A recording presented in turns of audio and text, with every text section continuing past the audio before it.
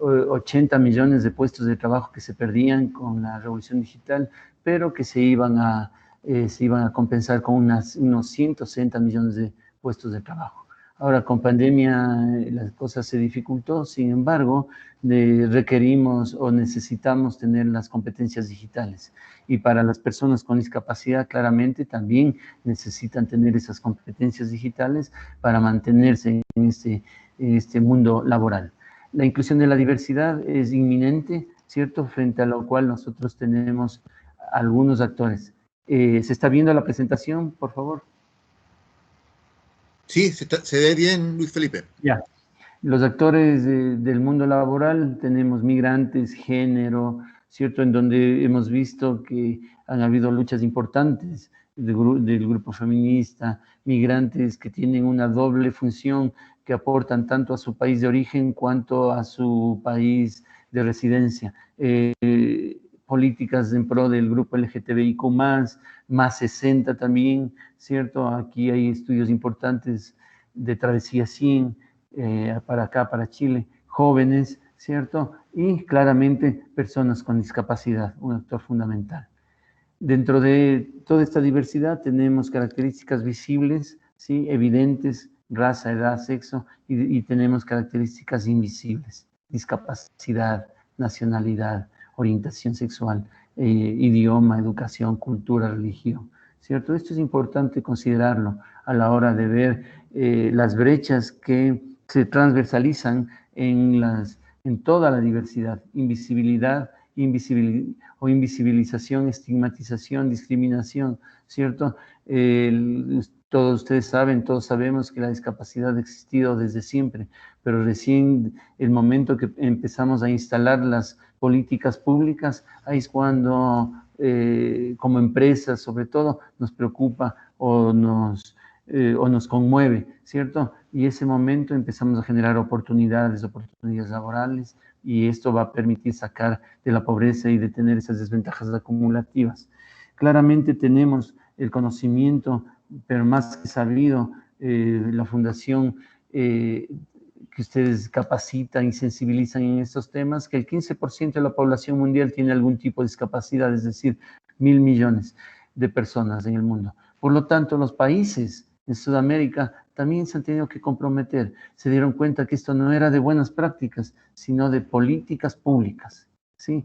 Y entonces todos, o mayoritariamente, Chile fue uno de los penúltimos, sería el último en entrar, porque todavía queda Colombia, que está en las buenas prácticas y que no tiene una política. Al tener política hablamos de que es obligatorio tanto para empresas públicas como para empresas privadas, ¿cierto?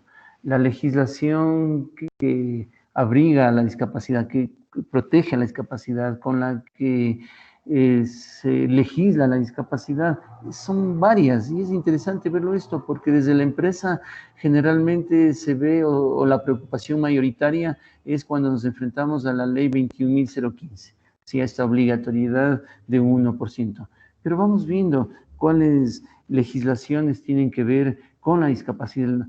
La ley 16.744, ¿cierto?, que es una ley de accidentes del trabajo propiamente, que viene desde 1968. Sí, sin embargo, desde el 2016 tiene que ver con personas con discapacidad, ¿cierto? Hace énfasis en inclusión, inclusive, ¿cierto? Entonces, en una prevención de riesgo con perspectiva de la discapacidad, ¿cierto? Otras leyes que tenemos, por ejemplo, la 20.422, ¿cierto?, que establece normas de igualdad, de oportunidades e inclusión social para personas con discapacidad. Es importante tomar en cuenta esta, porque esta permitió que se forme el CENADIS, ¿sí? Tenemos la ley de inclusión laboral, que empezó su vigencia en el 2018, 2019 para empresas de 100 a 199, mejor dicho, actualmente está en plena vigencia. Por ejemplo, la Política Nacional de Salud y Seguridad en el Trabajo, esto es importante, tiene 10 premisas fundamentales. De las 10, 3 tienen que ver con inclusión y con diversidad, ¿cierto? Entonces, bajo esas premisas, nosotros vamos a visibilizar a las personas con discapacidad, ¿cierto? En cuanto a la cultura, en cuanto a la prevención y en cuanto al ajuste. el Decreto Supremo 50, el Decreto Supremo 50 que quiere equilibrar un poco la balanza, ¿cierto? Es decir, mucha gente dice, yo tengo las condiciones, o muchas empresas dicen, yo tengo las condiciones, pero la situación de la ciudad es adversa totalmente, no hay las condiciones necesarias. Entonces aquí viene a aparecer el Decreto Supremo 50 para regularizar los espacios públicos, para regularizar y normatizar a las empresas, tanto públicas como privadas, que tengan acceso de público, ¿cierto? Entonces ahí viene toda la normativa de accesibilidad que Ramón luego les hablará. Miren, inclusive hay que tomar en cuenta que en cuanto a la dirección del trabajo hay una modificación del reglamento interno que tiene que ver con la modificación del reglamento interno, es decir, que dentro del reglamento interno las empresas tienen que establecer las condiciones o todos los ajustes que se haga para las personas con discapacidad. Esto es supervisable y esto es sujeto de multa en el caso de no tenerlo. Y bueno, la normativa sigue ajustándose y actualmente se ha lanzado un ajuste a la ley 21.015, ¿cierto? Para que funcione la ley de mejor manera, la ley 21.015, y se está solicitando que las empresas tengan una persona especializada en la inclusión laboral de personas con discapacidad, especializada en temas de inclusión. Esto ya ha sido aprobado por el Congreso y está pasando al Senado, ¿sí? ¿Cuál es el objetivo de esto? De que haya una inclusión efectiva propiamente, ¿cierto?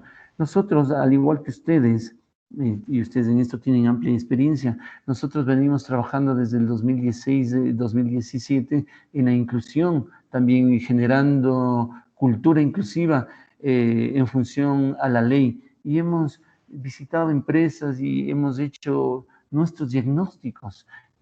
Y bueno, en esto vamos a coincidir igualmente, y es importante conocer esto. En cuanto a conocimiento, claramente la discapacidad más identificada es la física. En cuanto a lo actitudinal, se piensa de que no son capaces las personas o no están capacitadas. Y en cuanto a aprendizaje, desde el 2017, antes de empezar la ley, y más aún ahora vigente la ley, siempre han sido los temas de interés: conocer sobre ley, sobre la legislación, y conocer sobre las estrategias de relacionamiento frente a la discapacidad.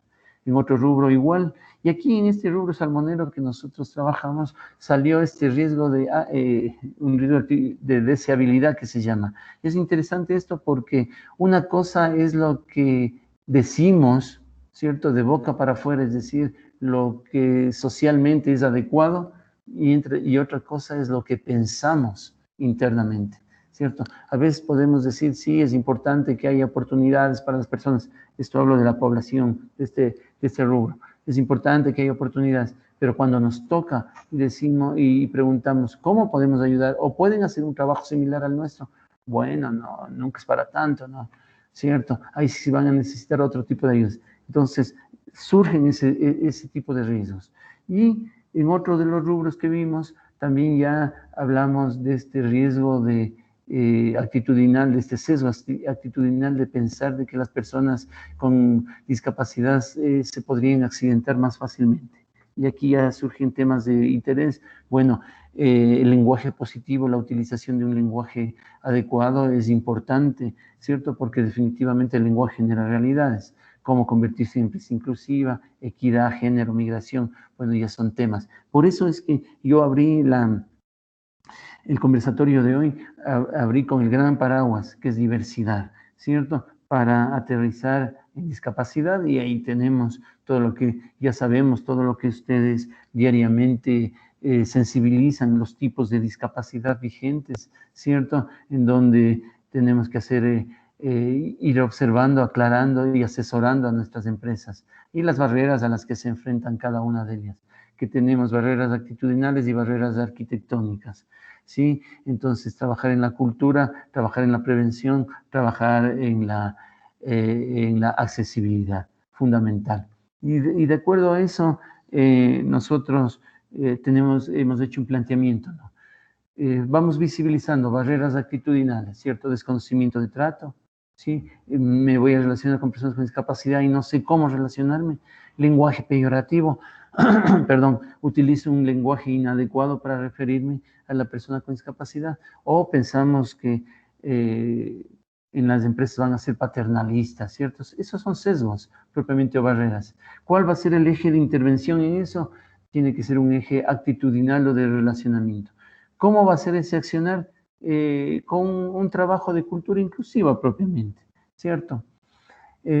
Otro de los sesgos es pensar que las personas con discapacidad son propensas a la accidentabilidad, ¿sí? El eje de intervención claramente va a ser un eje de seguridad.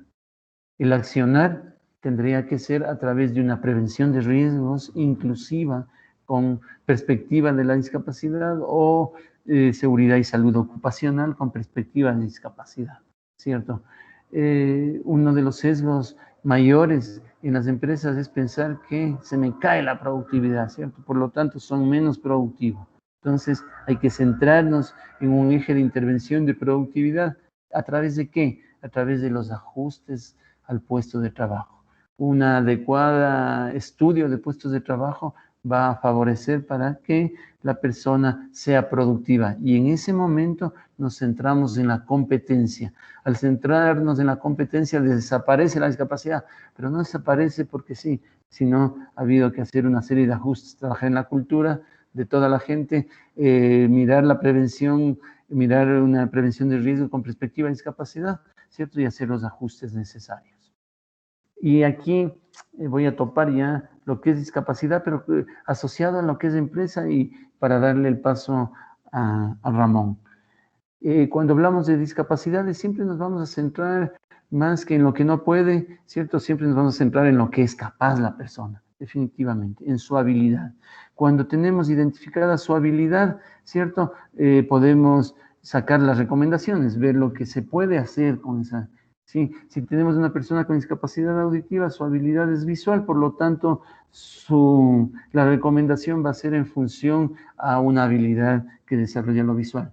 Pero acá va lo más importante, que es la valoración del riesgo, ¿cierto? Lo que le interesa a la empresa realmente, ya porque a veces nos podemos quedar en la parte utópica, bonita de la discapacidad, de lo que son capaces, de lo que pueden, pero la empresa se queda como que algo le falta, ¿cierto? Y este es el detalle. Entonces, vemos sus habilidades, vemos lo que podemos hacer, ¿cierto? Y determinamos ya, el lugar de trabajo debe ser abierto, claramente, si tiene mayor control visual, ¿cierto? Debe estar abierto, para la persona sorda, sí, no debe estar enclaustrado, no debe estar mirando hacia la pared, los avisos y las alarmas ya deben ser visuales, ¿sí?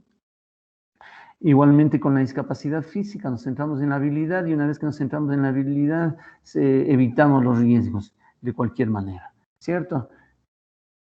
Y ese momento hacemos una valoración, ¿sí? Del riesgo, asociando a qué? A la rampa, ¿cierto? Eso es accesibilidad, que tenga material antideslizante, que tenga el porcentaje adecuado, ¿cierto? Las puertas que tengan la amplitud necesaria, el ancho necesario, ¿sí? Que tengan la accesibilidad, los manubrios. Bueno, entonces ahí vamos dando sentido, ¿cierto? Y ahí también la empresa se cuestiona y dice, bueno, ¿y a qué central de costos vamos a aplicar todo eso? Que es otra de las barreras, sí, pero en todo caso se va dando cuenta de a poco que no son inversiones gigantescas. Discapacidad visual, ¿cierto? Vamos a ver que tiene claramente mayores habilidades auditivas y en función a eso van a salir las recomendaciones de trabajo que ustedes esto lo manejan de pe a pa, ¿cierto? Y ahí vamos a hacer la valoración de riesgo. Haciendo la valoración de riesgo, damos las recomendaciones necesarias propiamente para que la empresa pueda articular, ¿sí? Este trabajo, evitar obstáculos que sobresalgan en la pared. Esa es una prevención de riesgo con perspectiva de discapacidad. Si tenemos una persona de baja visión o una persona ciega, ¿cierto? Que está andando por un corredor para llegar a su casino, ¿cierto? Y por ahí hay un extintor, su bastón no le va a ir limpiando los obstáculos que tiene en el piso, pero un extintor que está a 40, 60 centímetros elevado y está pegado a la pared, no lo va a poder prever, ¿cierto? Y puede tener un accidente. Entonces, ahí está, la prevención de riesgo con perspectiva de discapacidad, ¿cierto? Si tenemos una persona que tiene una discapacidad, tenemos que prever ancho de pasillos, ¿cierto? Evitar obstáculos, monitor de seguridad importante.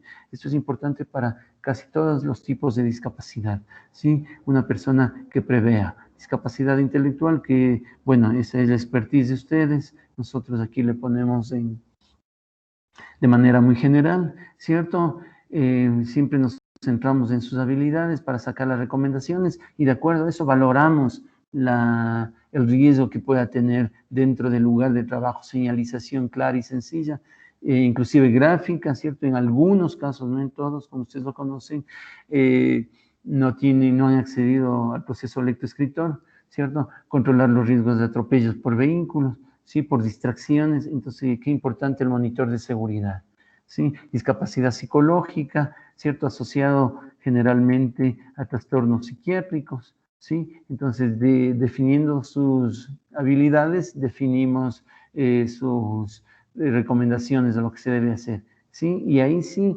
asociamos al lugar de trabajo, propiamente. Sí, lugar de trabajo controlado, sin contaminación de ruido, poca exposición al enfrentamiento. Estamos hablando de que hay un desequilibrio de salud mental, ¿cierto? Que no hay una adecuada o que hay un trastorno, mejor dicho, sí, control médico rutinario, básicamente.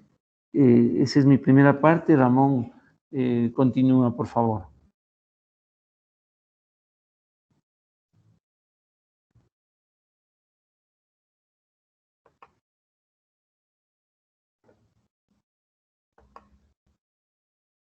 Aló.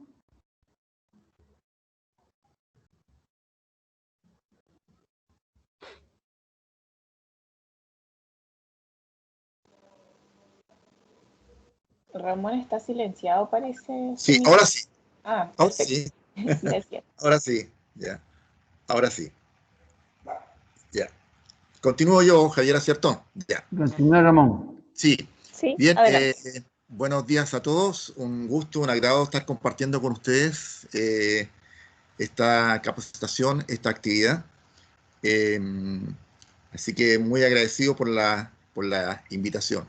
Para continuar con lo que expuso Luis Felipe, el tema que yo les quiero compartir tiene que ver con mi especialidad, que soy del área de prevención. Soy ingeniero en minas, ¿cierto? Y también experto en prevención de riesgo, tanto el área minera como Servicio Nacional de Salud.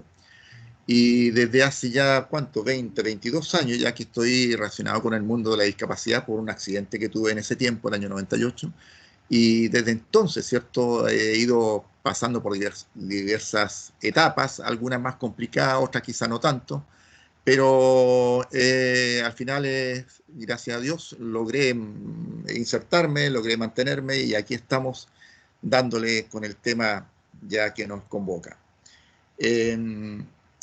A modo de introducción, podríamos decir que hacer o realizar un trabajo remunerado es uno de los principales objetivos de cualquier persona, ¿verdad? No solamente personas con discapacidad, con y sin discapacidad.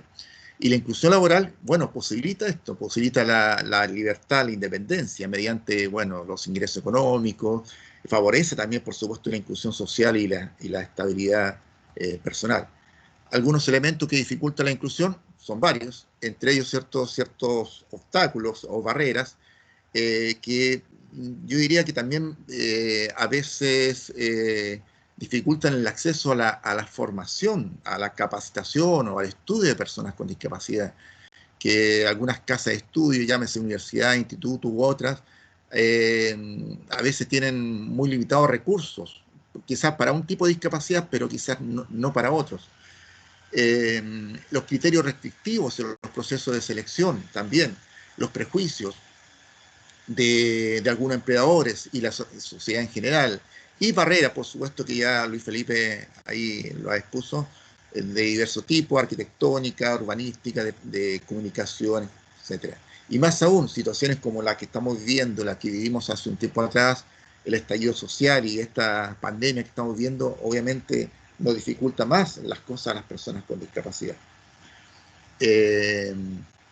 Bueno, la prevención inclusiva de riesgos laborales no debemos verlas como una dificultad o un obstáculo, sino más bien como un desafío, como una oportunidad para poder integrar a trabajadores, personas con discapacidad, que pueden ser profesionales, tan profesionales como cualquier otro, o productivos y responsables como cualquier trabajador.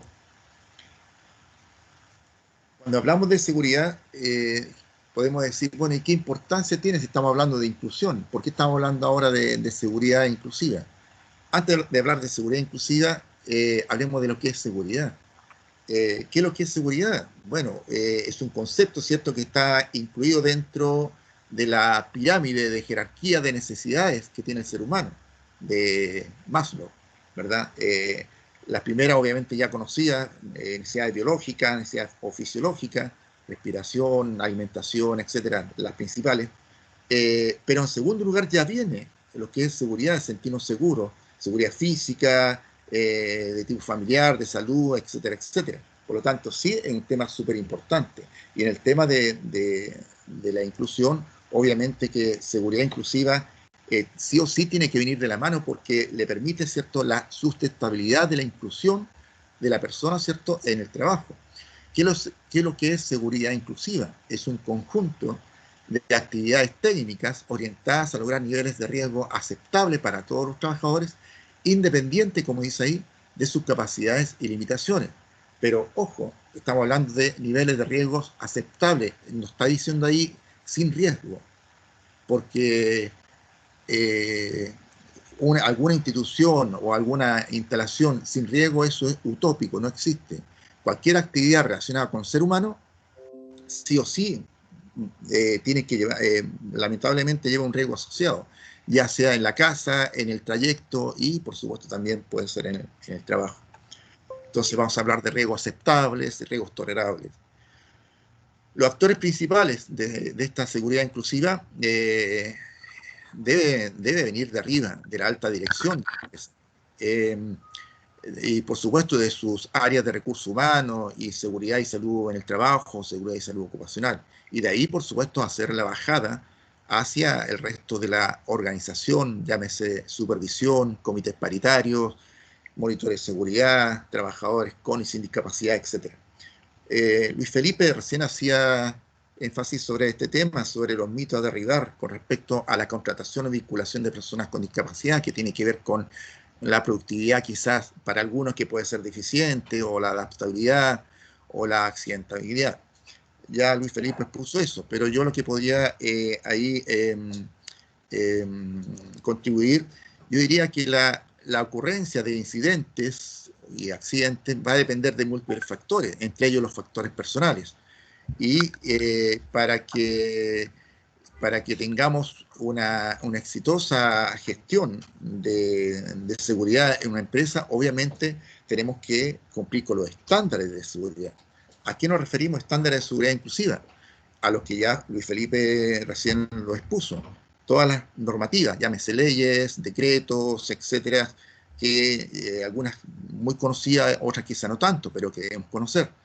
Entre ellas el decreto 50 de accesibilidad universal, la ley de inclusión, la política de seguridad y salud en el trabajo y alguna modificación al decreto interno, modificación al reglamento interno, entre otras. Para muestra, ¿cierto? Quiero detenerme en una sola de ellas, nomás, que nuestra Política Nacional de Seguridad y Salud en el Trabajo, que emana del Ministerio de Trabajo y Previsión Social, da cumplimiento, ¿cierto?, a un convenio de nuestro país con la Organización Internacional del Trabajo, en el cual indica 10 principios.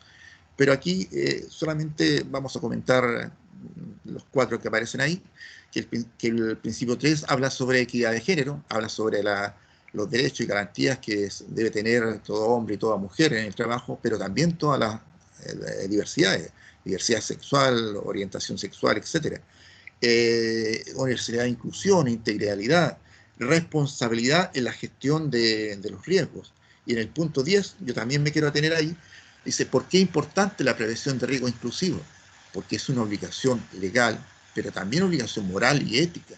¿Por qué? Porque el empleador sí o sí debe ser y será responsable, dice la normativa, de la gestión de los riesgos presentes en los lugares de trabajo, integrándola en todos los niveles de organización, para lo cual deberá adoptar todas las medidas necesarias para proteger eficazmente la vida y la salud de los trabajadores. Y no lo hizo solamente esta normativa o esta política nacional, lo dice también el Código del Trabajo en su artículo 187 bis.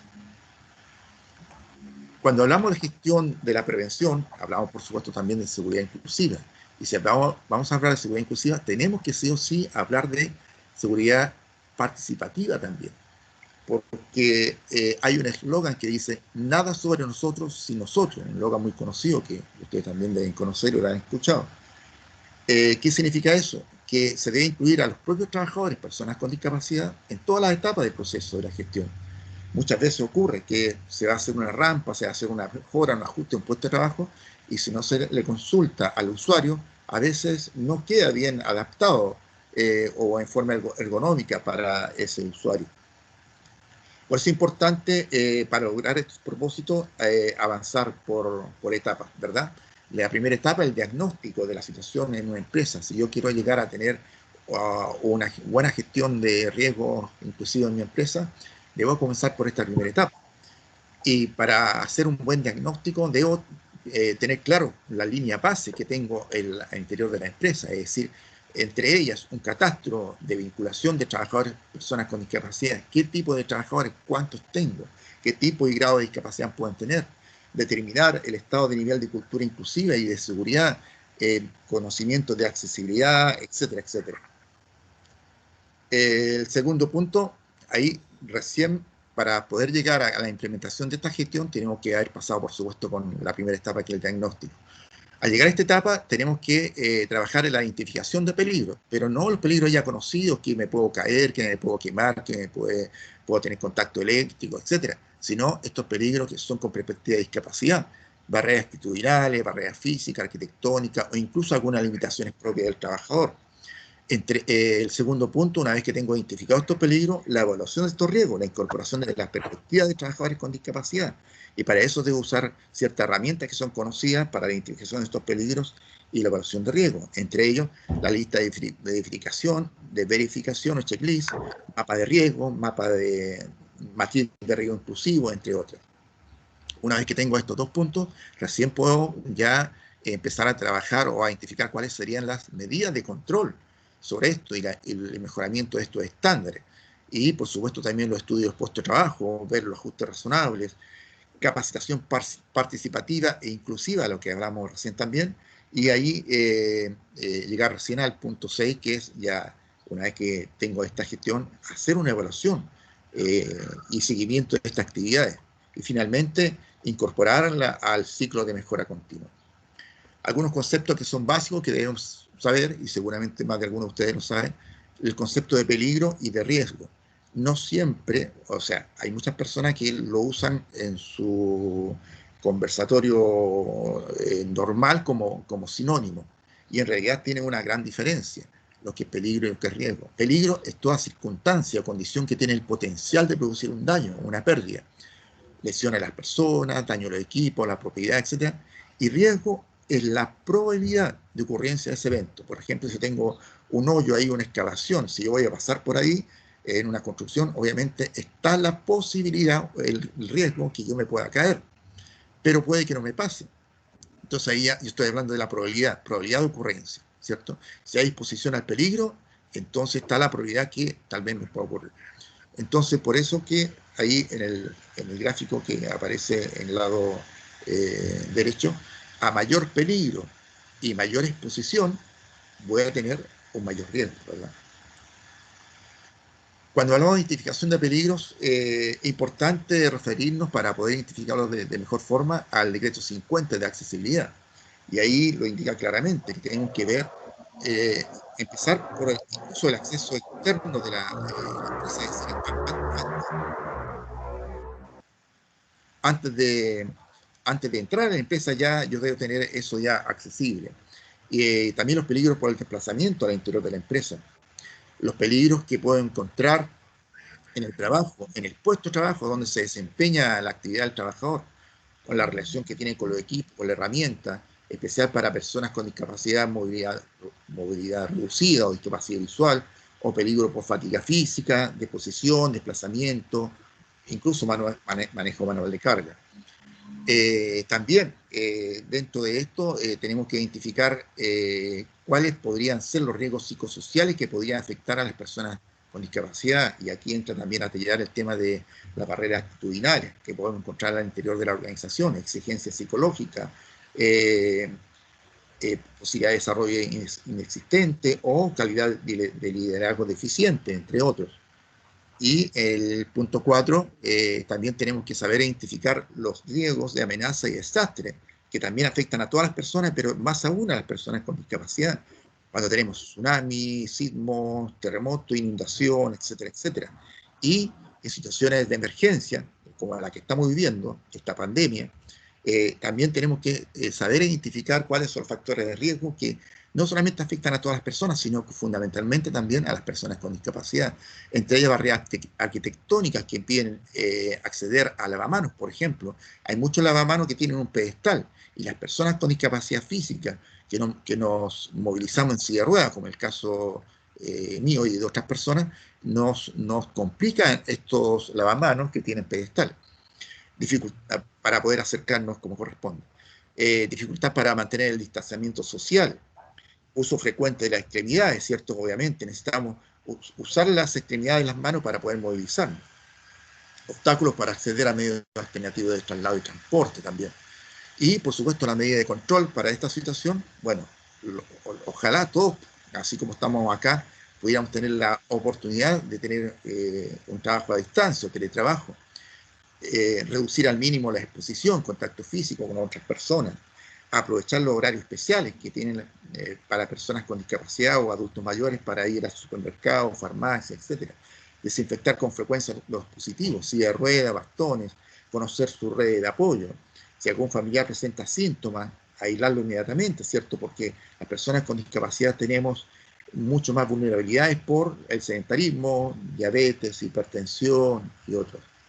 Y las medidas de prevención, por supuesto, están relacionadas con las adaptaciones, ajustes a los puestos de trabajo, ajustes, modificaciones, adaptaciones, apoyo, acceso, que todos esos son elementos que muchas personas, unos más, otros menos quizás, pueden necesitar para ejercer de buena forma su trabajo ahí en la empresa.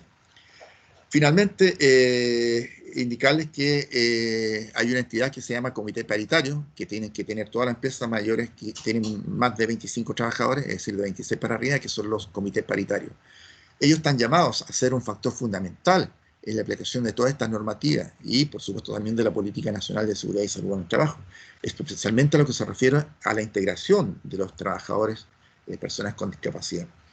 Para eso será necesario entonces capacitar a estas personas de estos comités en temas legales, en temas de cultura inclusiva, en temas de seguridad inclusiva, emergencia, evacuación, etcétera, etcétera. Como conclusión final, la evaluación de riesgos en trabajadores con discapacidad siempre debe ser individual. Es decir, yo no puedo decir ya aquí van a haber personas con discapacidad, entonces para todas las personas con discapacidad física que se manejan en silla de ruedas, tal cosa. Por ejemplo, hay personas que se manejan en silla de ruedas, pero algunos en silla de ruedas tradicional, como la que yo uso, y otras usan silla de ruedas eléctrica u otro tipo también. No todos los puestos de trabajo requieren ser adaptados. Y la gestión mancomunada y coordinada del área de recursos humanos y seguridad y salud en el trabajo, por supuesto que van a ser fundamentales para el éxito de este propósito de la empresa, que es la vinculación y reinserción de personas con discapacidad. Finalmente, les comparto esa fotografía, una experiencia que tuvimos ahí con mi compañero Luis Felipe. Eso fue, me parece que el año 2018, anduvimos por allá por San Pedro de Atacama y logramos acceder, ¿cierto?, a los geysers del Tate. ¿Qué quiere decir eso? Que podemos tener accesibilidad para todos, en cualquier lugar. Para allá tenemos que apuntar. Eso. Muchas gracias. Javiera, ¿me escucha? Sí, muchísimas gracias a ambos por la presentación. Estuvieron muy buenas, muy instructivas. Se nota la experiencia también que tienen ambos en el tema. Y bueno, ahora me gustaría abrir el espacio a ver si tienen alguna pregunta ¿Algún comentario, alguna experiencia quizás que quieran comentar con los expertos?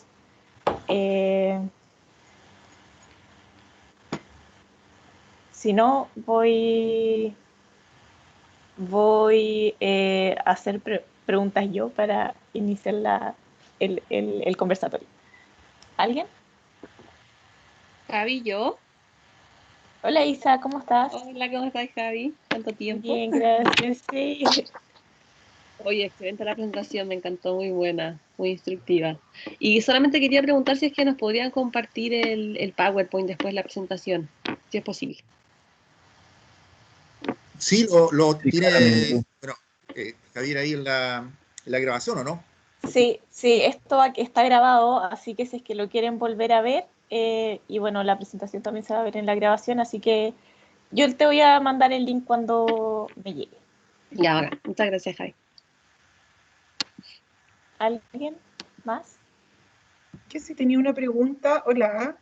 Hola. Hola, muchas gracias por la presentación. Ramón, yo quisiera consultarte sobre tu experiencia en la inclusión con respecto, sobre todo a las obras en faenas mineras y sobre el tema de los exámenes preocupacionales, a los que muchos trabajadores tienen que pasar estos exámenes para insertarse en la empresa.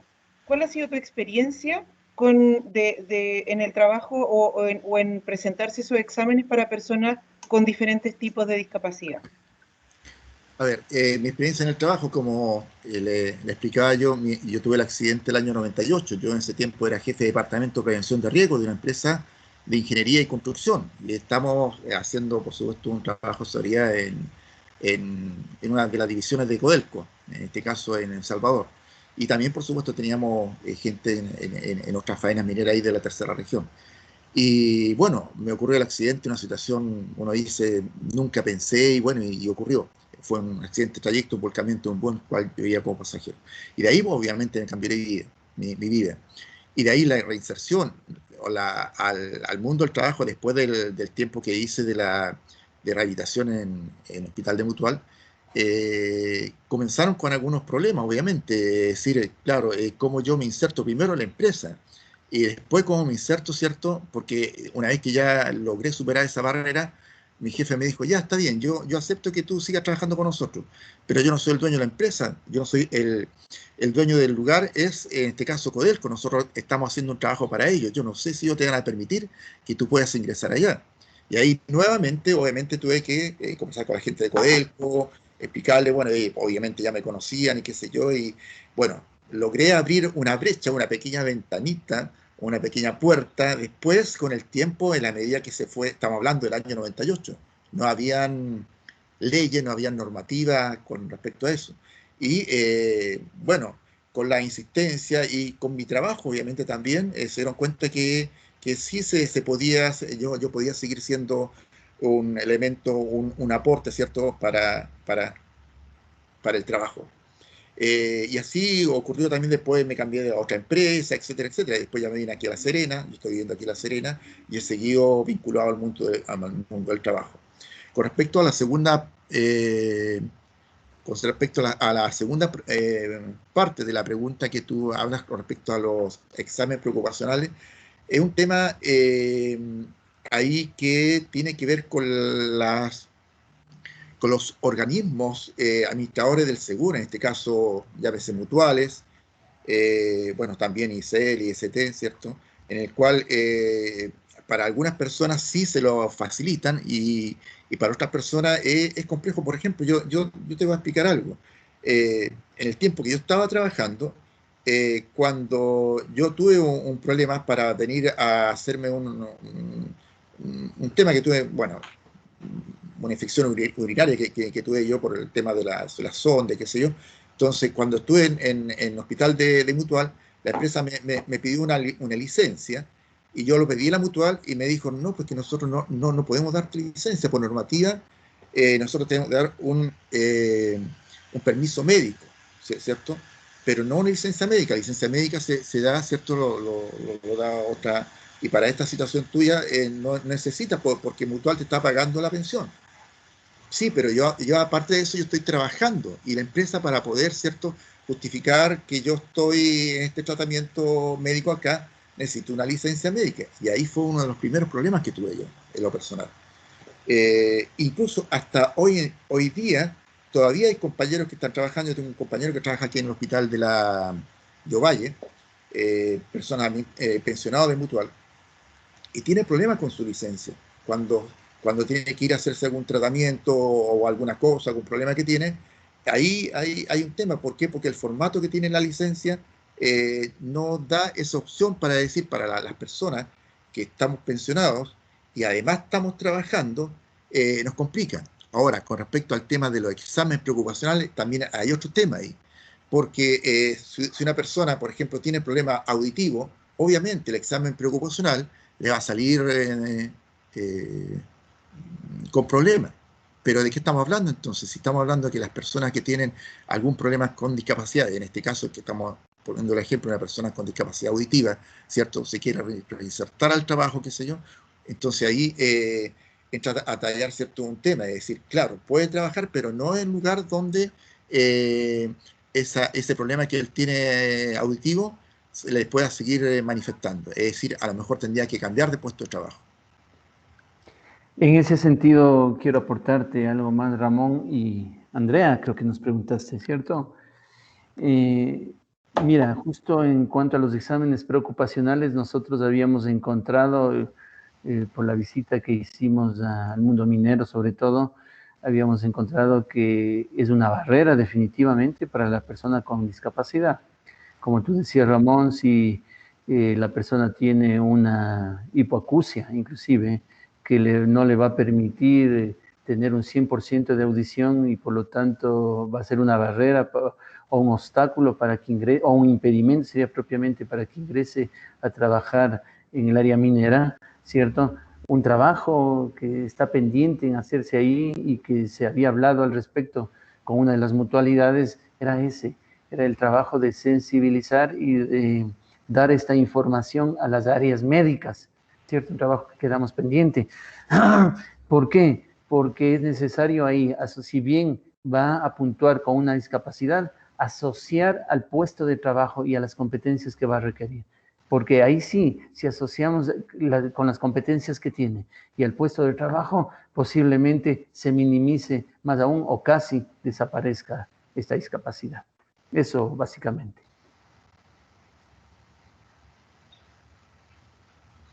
Gracias. ¿Ok? Muchas Okay. gracias. ¿Alguna otra pregunta? ¿No? A ver el chat. No, perfecto. Ya, bueno, entonces como no hay más preguntas y también porque ya estamos justos en el tiempo, agradezco también los mateos que fueron ustedes con el tiempo y el tiempo y la disposición de estar aquí enseñándonos estos temas que son tan relevantes y que a nosotros nos van a servir mucho para nuestra misión, que también compartimos esa misión con ustedes. Así que nada más que agradecer a los expositores y a todos los que estuvieron aquí. Y eso. Muchas gracias por su tiempo. Gracias a ti, Gracias gracias a también. ustedes, Javiera. Por mi parte, me despido. Un abrazo grande, que pasen muy bien, tengan buen fin de semana y a seguir cuidándose, muchachos. Un abrazo para todos. Que les vaya muy bien. Gracias a todos. Gracias. Gracias. Chao. Gracias. Chao, chao. Chao. Gracias.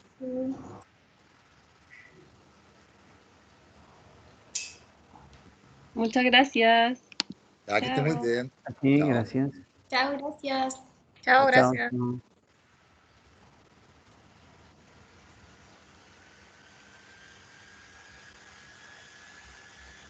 Gracias, Javi, también. Gracias, Isa, por estar aquí hoy día.